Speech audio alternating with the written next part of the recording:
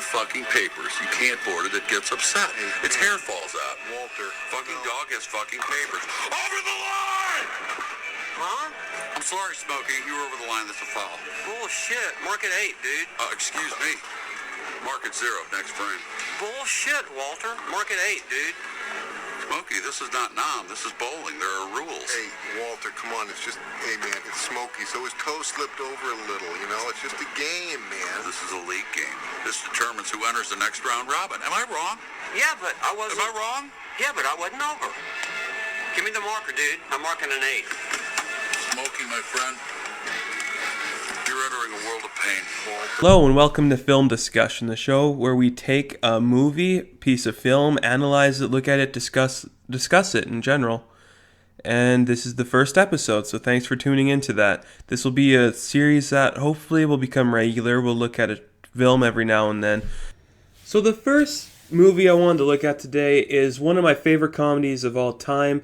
I can instantly rewatch this movie and get some entertainment out of it. Whether it's the jokes, whether it's the characters, everything about it just makes me laugh no matter what time I watch that. And that movie is the 1998 classic from Joel and Ethan Coen, The Big Lebowski. What else can I say about The Big Lebowski right off the bat than other that it is one of the finest comedies ever made, it is one of the best stoner movies ever made, and without a doubt, it is one of the best Coen Brothers movies ever made. I'm a huge fan of the Coen Brothers. I love a lot of what they do. Big Lebowski is my favorite movie of theirs. I feel it amplifies and shows best what their stories can tell.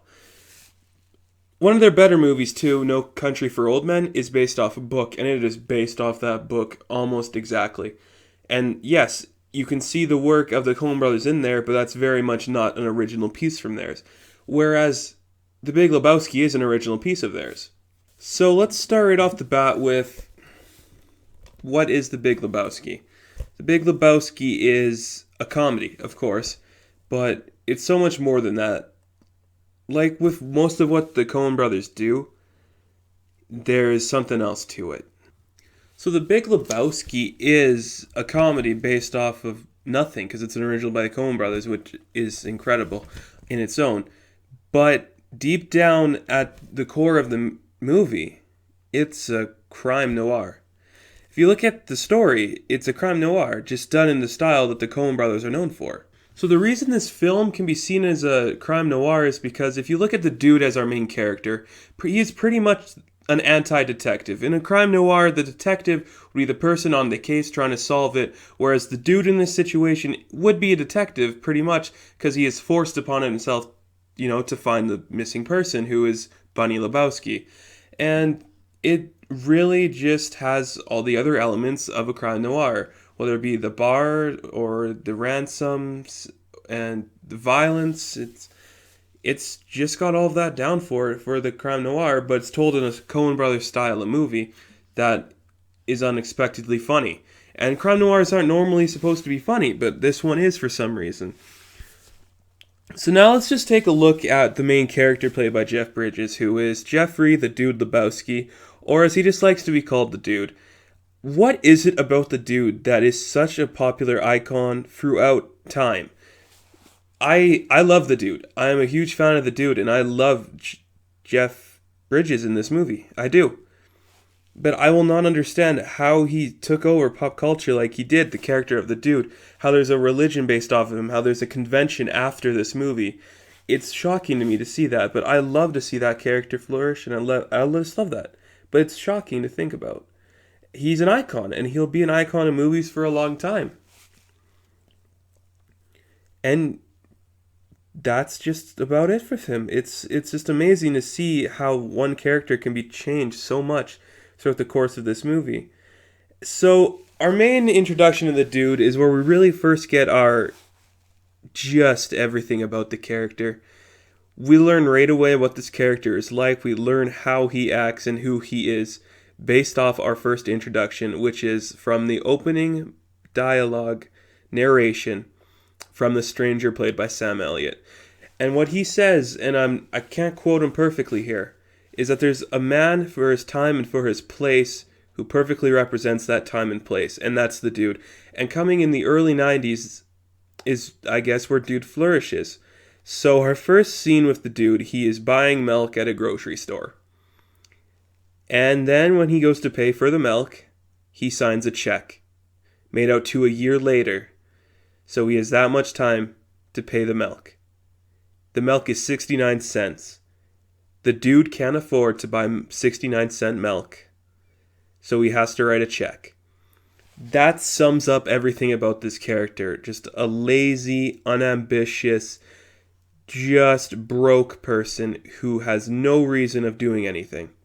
Now, where the story really picks up is when dude gets home in the next scene and the crime thriller starts to take place. Because he is mistaken for another person by the name of Big Lebowski, and these two thugs break into his house. They see him, and like, I thought this man was supposed to be a millionaire. This guy's just a deadbeat. And then the one pisses on his rug. And that is when our story ensues, is after the man pisses on his rug. For most of the movie, you could say that the dude's main ambition and main goal is to get justification for these guys pissing on his rug. And that is such an interesting thing that you would never see in movies now, where a man's main mission is to get compensation for his rug being pissed on. It's so funny, it is so clever, and it is so interesting that the Coen Brothers decided to go that route.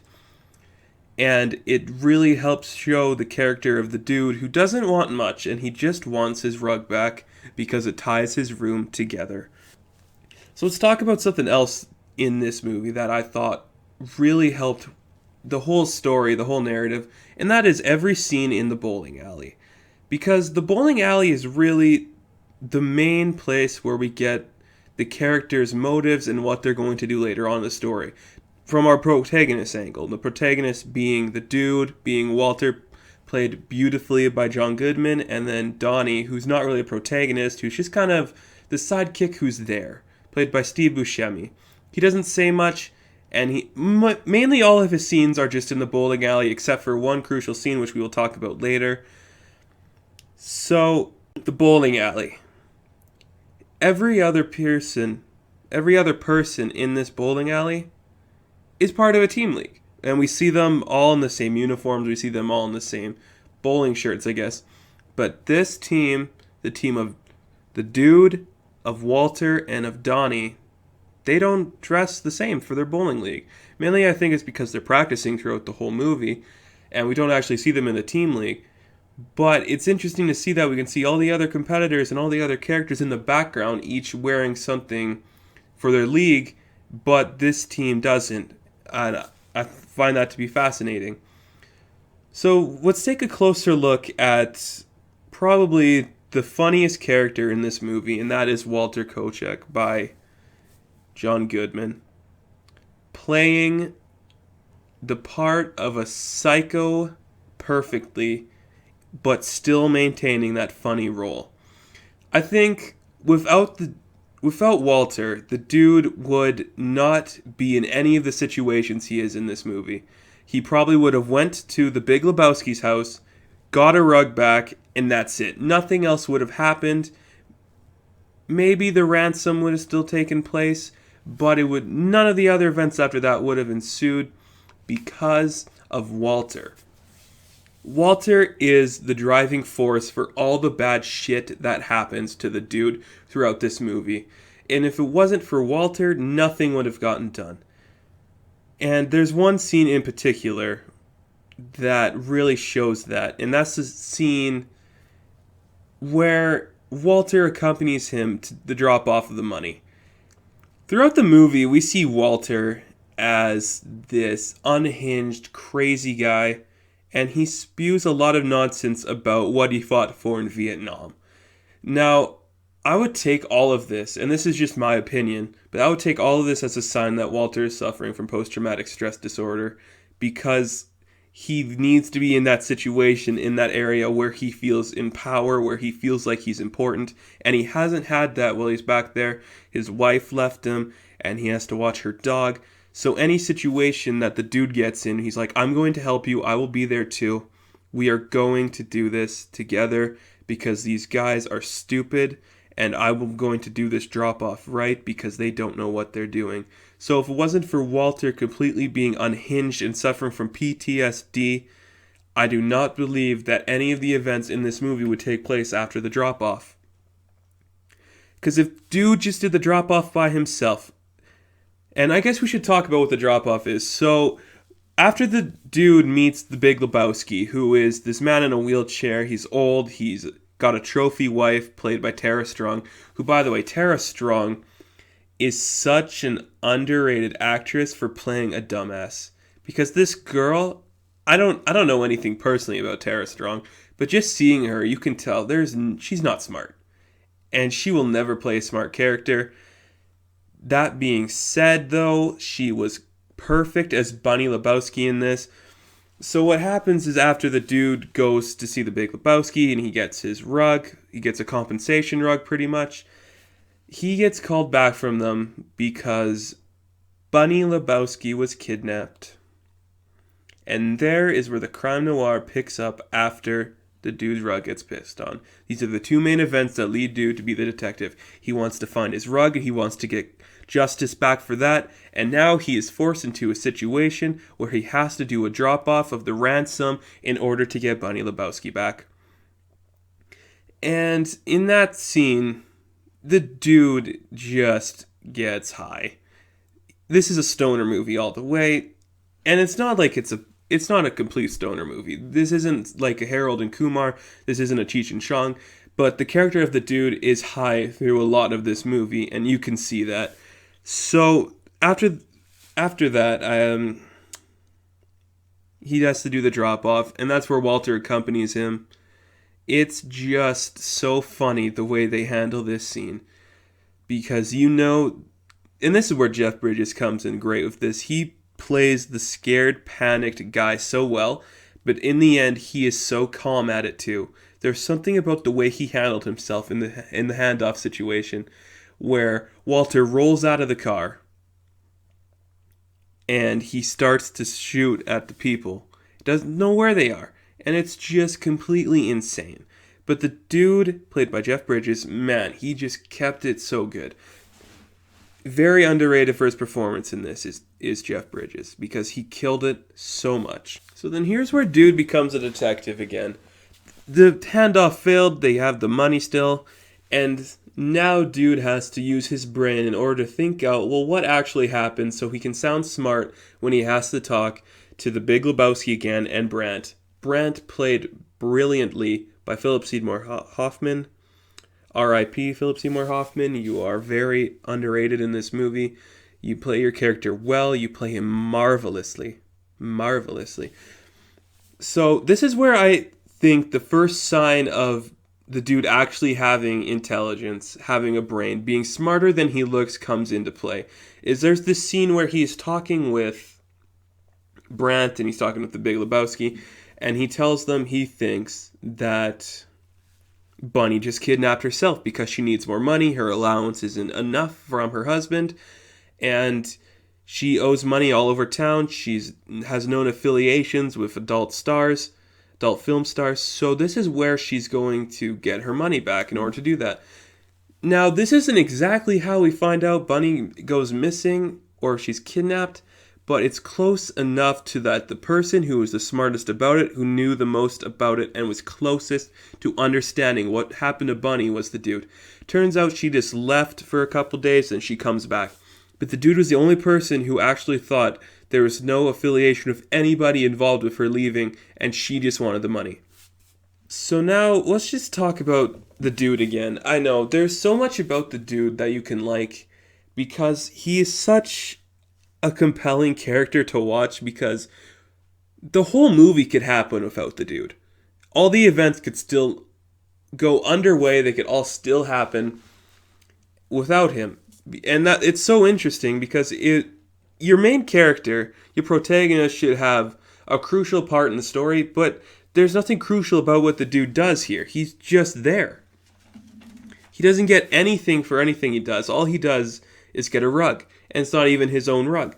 So it's interesting. From the line, "The dude abides," the most famous line from this movie, one of the most famous lines in Coen Brothers history, "The dude abides."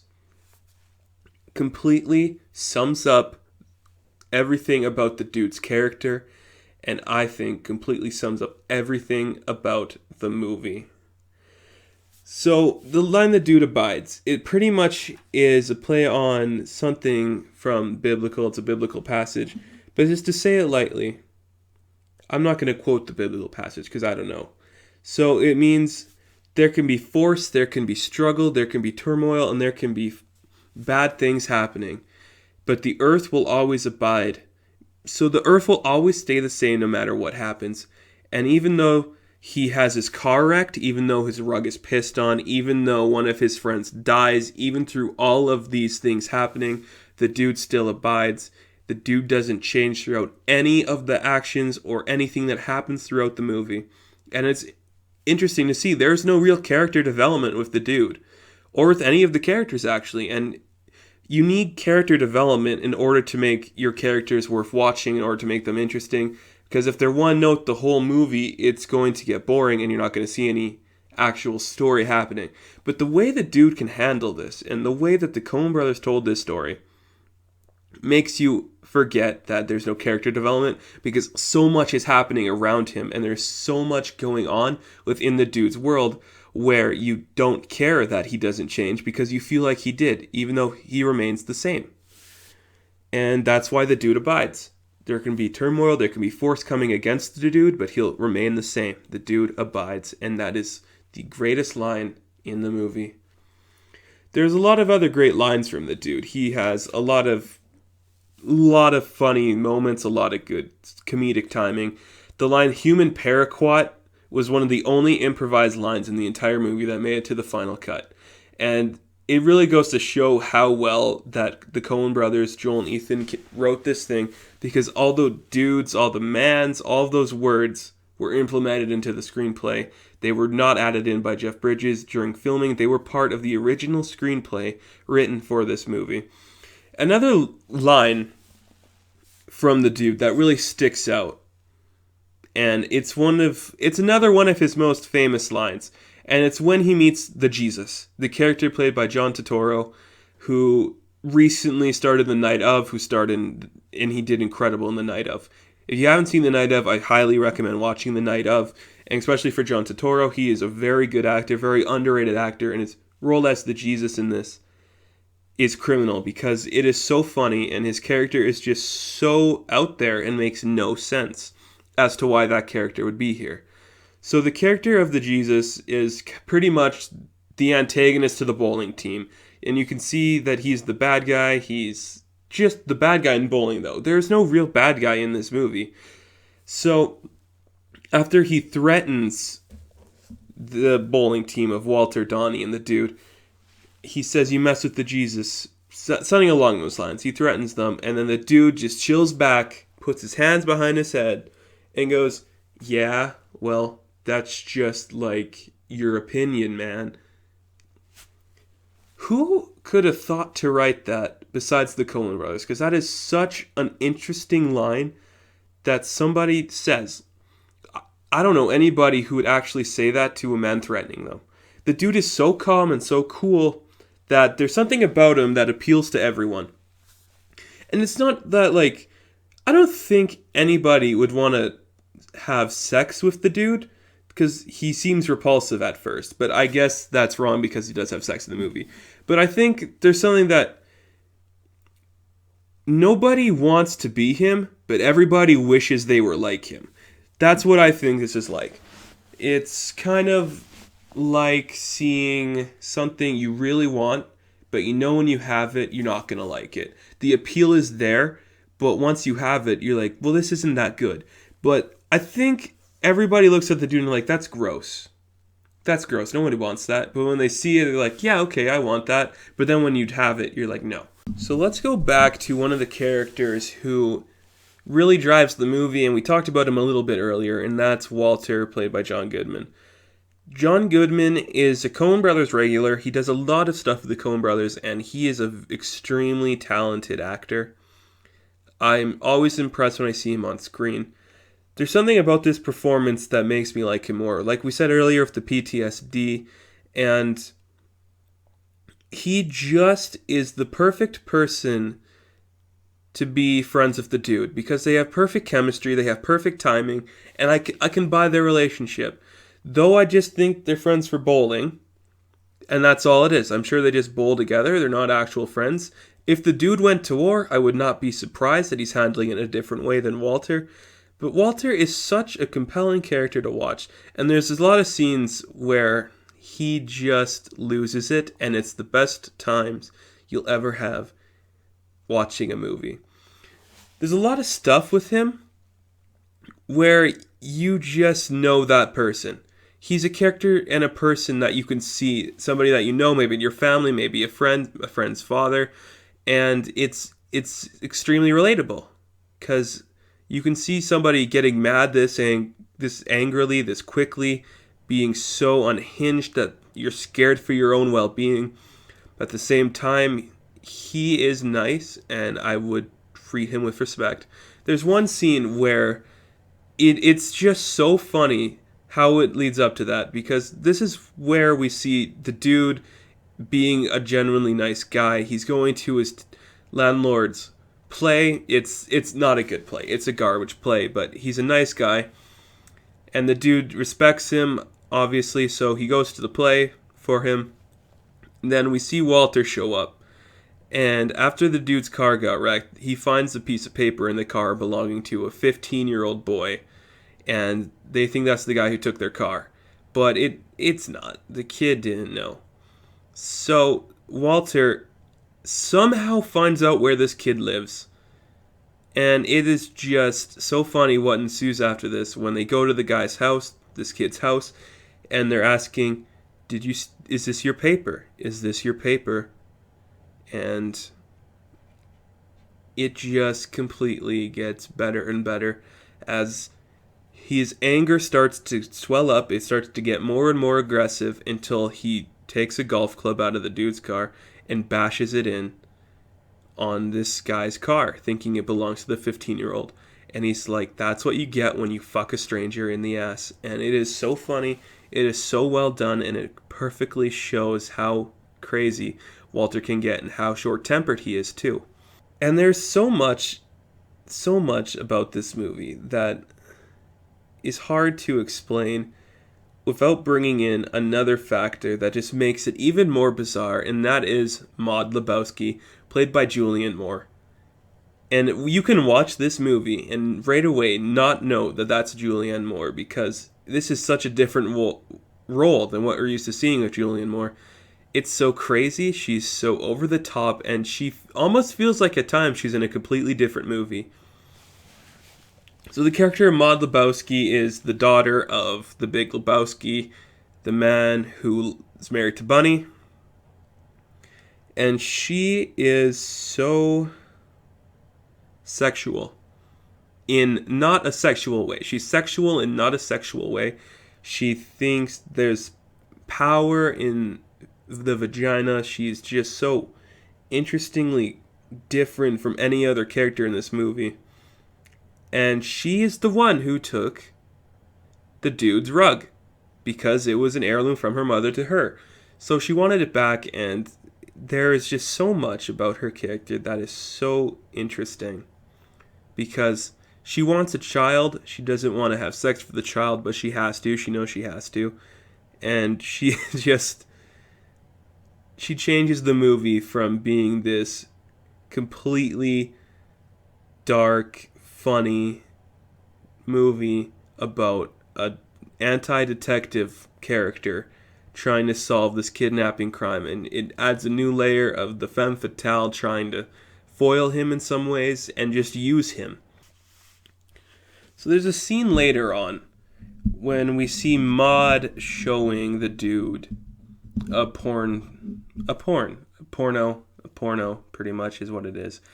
And you can tell she has no pleasure in watching this thing. And I don't think the dude does either. But yeah, he's a guy. It's in the genetics. But that's where we see Bunny, and we first see that she's part of this pornography, adult film industry. And that leads us to another character who is completely bizarre, completely over the top, and completely ridiculous, and that is Jackie Treehorn.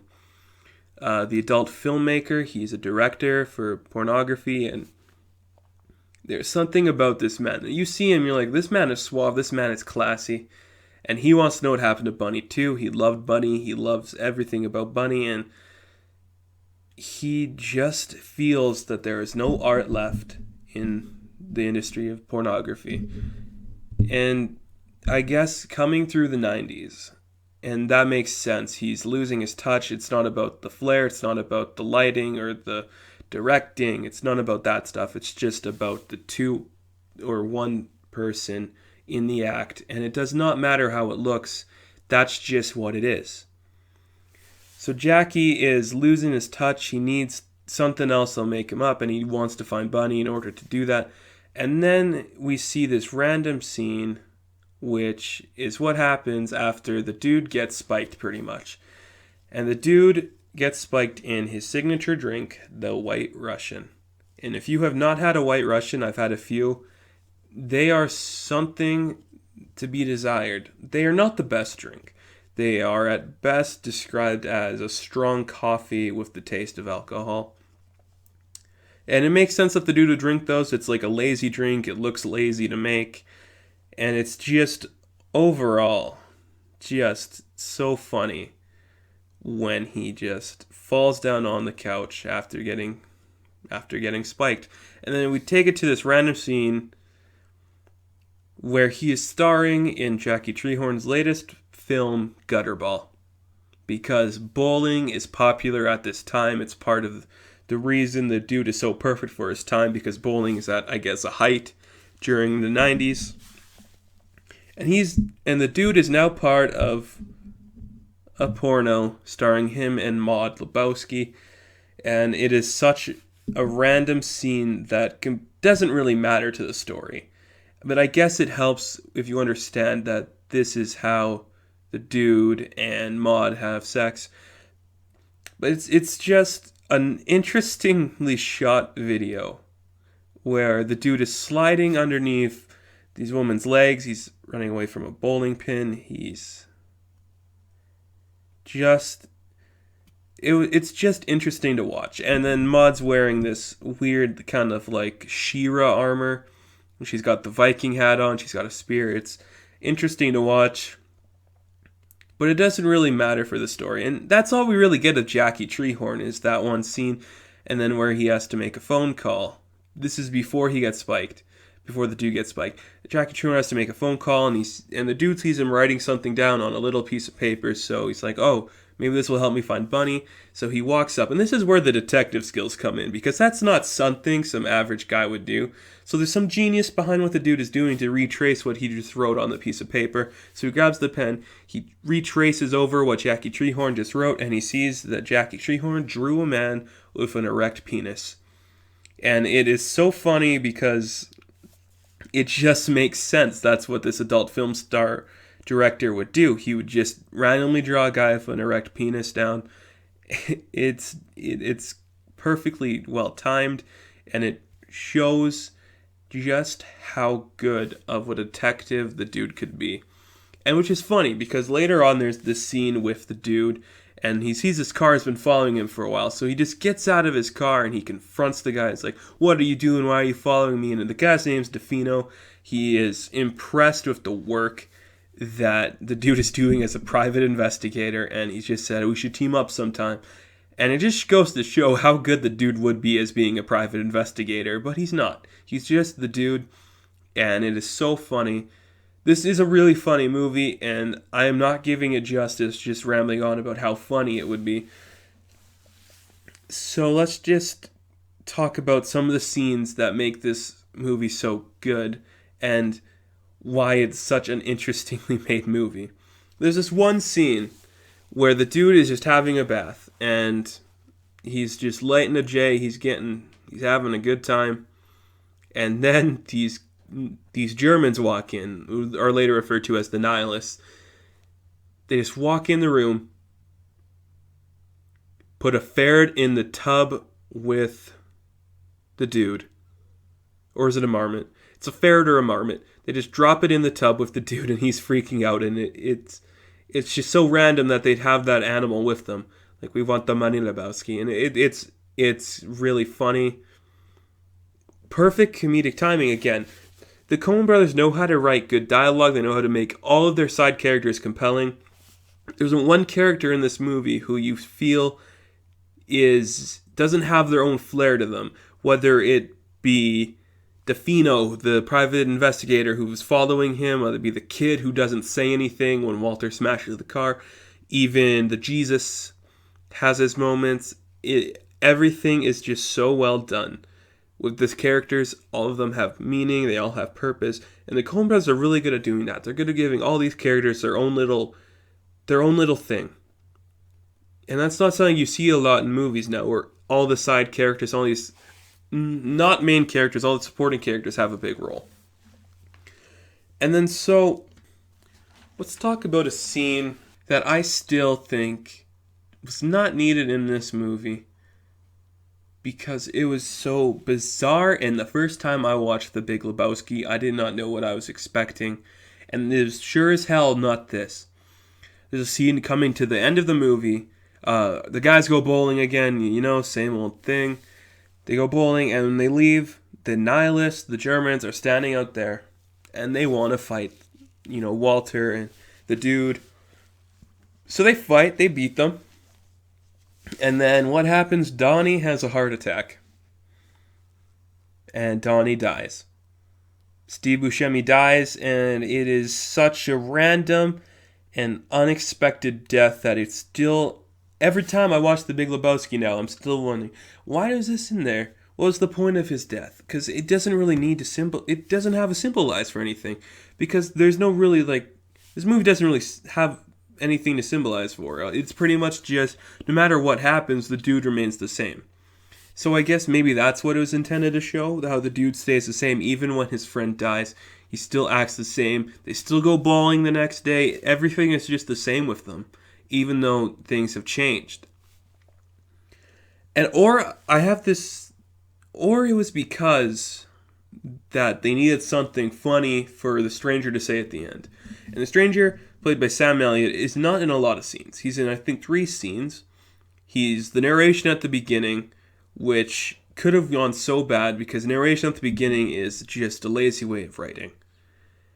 And why it's a lazy way of writing is because it's just telling you everything. It's not taking you into the movie. It's just telling you what you are going to see then. But the way that they did it made sense because he's a stranger. He's just passing through. He's not part of the story.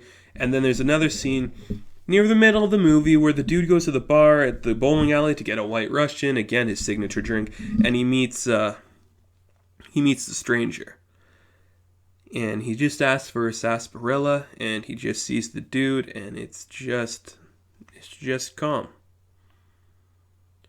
And then at the end, he talks to the dude, and he's like, I like your style, dude. You're chill, you got this going on. And then the dude says his famous line, the dude abides. So then, I guess what I'm trying to get at with the stranger talking about Donnie is he says this one scene at the end where he's like, the dude abides. Yep, that makes sense. And he's talking about the story that he just witnessed, that he just heard. And he says, I really like this story. I didn't get the part where Donnie had to die at the end. And I think that was intentional. I think they just wanted to have Donnie die so he could say that at the end and make, I guess, the stranger represents the audience and have the voice of the audience be heard like, well, why did he have to die at the end? So that's pretty much what I think that part meant. There could be more meanings to it. So, with that in mind, let's go back and talk about another scene that was really interesting, and that is Bunny comes home. She comes home. She was never kidnapped. She just shows up, crashes her car, just comes home, and now there's money missing, and the Big Lebowski blames it on the dude, which is just so funny because if... Say the dude was a private investigator, and he was given this money for the handoff, and it wasn't given back. Dude would have been killed here. Because if you look at the Big Lebowski as a crime boss, he would have been killed. And because this is a Coen Brothers picture, we don't want to see the dude die. It's so interesting, the turn of events here. where dude was the only person who thought, well, maybe she wasn't kidnapped, maybe she kidnapped herself, maybe she just left on herself.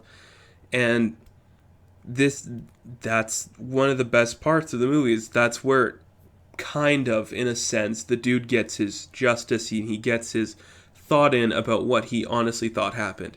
The dude's not a stupid guy. He's smart, he's just lazy, he has no ambition, and he has no money, but he's not dumb. And in any other line of work, maybe in a multiverse of Coen Brothers movies, there's one where the dude is a detective.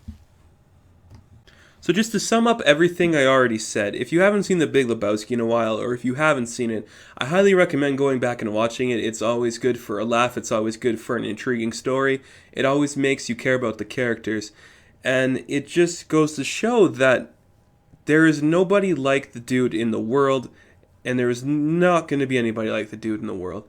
If you haven't seen The Big Lebowski, go watch it. This movie is funny, it's entertaining, the characters are good, and if you love the Coen Brothers, you know what I mean about this movie because it is good. It's not for everybody, but if you have that taste where you're going to like what you see, go back and watch it. Watch it. It's really entertaining. Alright, that'll be it for this installment of Film Discussion. I hope you liked this. Please leave a comment if you'd like to see another movie that I talk about, anything like that. And so, yeah. Good luck. Stay tuned for more TV and movie reviews coming soon from this channel. Hope you enjoyed this video.